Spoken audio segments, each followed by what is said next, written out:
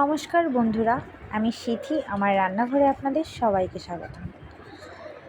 তাহলে বন্ধুরা, কি দেখা যাচ্ছে এগুলো দেখে তো বুঝেই গিয়েছেন আজ কী রান্না করতে চলেছি। আজ আমি কিছু কচুরমুখী রান্না করব। আমার পতিবাবুর কচুরমুখী খুব পছন্দ। কাল অফিস থেকে ফেরার পথে কচুরমুখী এনেছিল, তাই আজ রান্না করছি। তো আজ তো ছুটি তার, তো ভাবলাম কচুরমুখী চিংড়ি মাছ দিয়ে রান্না করব, কিছু বড় বড় হন্যে চিংড়ি দিয়ে। আর সাথে আমি কিছু পাঙাশ মাছের পেটি দিয়ে সঙ্গে, তার কারণ হচ্ছে গিয়ে আমি চিংড়ি মাছ খাচ্ছি না, আমার অ্যালার্জি, তাই আলাদা করে আর দুইটা তরকারি রান্না করব না, একবারেই দুই রকমের মাছ দিয়ে আজ কচুরমুখী তরকারিটা রান্না করছি। তো প্রথমেই আমি দেখুন কচুরমুখীগুলো সিদ্ধ করতে দিয়ে দিয়েছি। কচুরমুখী যতটা বেশি ভালো সিদ্ধ হবে ততটা বেশি গলা চুলকানোর ভয়ও কম থাকবে, আর হচ্ছে গিয়ে অনেক নরম নরম হবে, বেশ মজা লাগে। আর এমনি কেটেও রান্না করা যায় ছুলে, তো সেভাবে রান্না করলে আমার ওনার আবার খুব একটা পছন্দ হয় না, তো যে কারণে আমি এভাবেই রান্না করি। তো দেখুন আমার কচুরমুখী সিদ্ধ করা হয়ে গেছে, মাছের পেটিগুলো আমি ভেজে নিয়েছি, এবার চিংড়ি মাছটা ভেজে নিচ্ছি। তো খুব বেশি চিংড়ি মাছ আমি দিচ্ছি না এখানে, যদিও কড়াই অনেক ছোটো দেখা যাচ্ছে, কিন্তু মাছগুলো কিন্তু সত্যিই অনেক বড় বড়।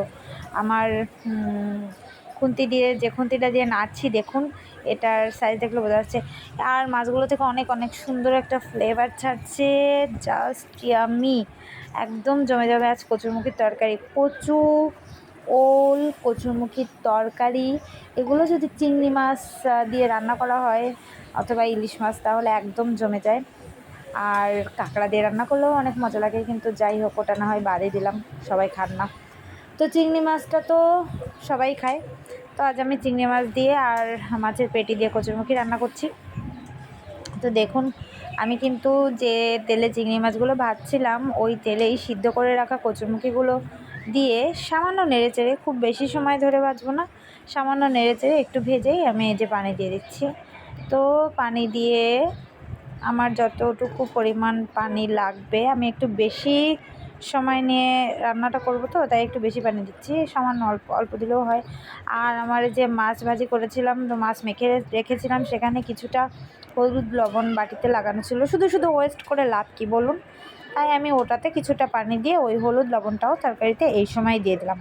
তো এই সময় দিয়ে দিতে হয়, তাহলে আর কি কোনো ফ্লেভার আসে না, বাজে ফ্লেভার, আর না হলে অনেক সময় মাছের কাঁচা ফ্লেভার আসে পরে দিলে। যাই হোক, আমি এই যে দিয়ে দিলাম, আর বাটি ধোয়া জলে শুনেছি তরকারির স্বাদ দ্বিগুণ হয়ে যায়। আচ্ছা যাই হোক, দেখুন এবার আমি কিন্তু মাছের পেটিগুলো প্লাস কাঁচা লঙ্কাও প্রথমেই দিয়ে দিচ্ছি। আচ্ছা, আমি কাঁচা লঙ্কা শেষে দিই তরকারিতে, কিন্তু আজ প্রথমে দিচ্ছি, তার কারণ কচুরমুখী একটু ঝাল ঝাল হলেই মজা লাগে বেশি। আজ অয়নের বাবা বাজার থেকে যে কচুরমুখীগুলো এনেছে, এগুলো খুব খুব ভালো, একটুও শক্ত নেই। কচুরমুখী যেগুলো চুলকানির ভয় আছে, গলা চুলকায়, সেগুলো সাধারণত সিদ্ধ ভাজার করলেও তার ভিতরে একটা শক্ত শক্ত ভাব থাকে, দানা দানা ভাব থাকে, যে কারণে হচ্ছে ওগুলোর কারণে পরে গলা চুলকায়। কিন্তু আজ যে কচুরমুখীগুলো এনেছে একদম মোমের মতো গলে গেছে, একদম চুলকানি এতে হবেই না, 100% গ্যারান্টি। তো দেখুন আমার রান্নাটা কিন্তু পুরো কমপ্লিট, আমি এই যে নামিয়ে নিয়েছি ঝোলটা নিয়ে। আর চিংড়ি মাছগুলো দেখুন, দেখা যাচ্ছে উফ কী যে দারুণ একটা ফ্লেভার ছাড়ছে, না খেলে বোঝানো আসলে সম্ভব নয়। তো আপনাদের কাছে অনুরোধ রইল বন্ধুরা, এভাবে অবশ্যই একবার একটু রান্না করে খেয়ে দেখবেন, খুবই সাধারণ রান্নাটা, খুব তেল মশলা দেওয়া নয়। দেখুন আমি মশলাও ব্যবহার করিনি, একদম কাঁচা ঝাল দিয়ে জিরে গুঁড়ো দিয়ে রান্না করলাম। তো রান্না করার পরে আমি কিছুটা জিরে গুঁড়ো ছড়িয়ে দিয়েছি। আমার রান্না কমপ্লিট বন্ধুরা, এতক্ষণ দেখার জন্য অনেক অনেক ধন্যবাদ। আর যদি আমার ভিডিও ভালো লাগে চ্যানেলটিকে সাবস্ক্রাইব করে লাইক কমেন্ট শেয়ার করে পাশে থাকবেন। নমস্কার, ধন্যবাদ সবাইকে।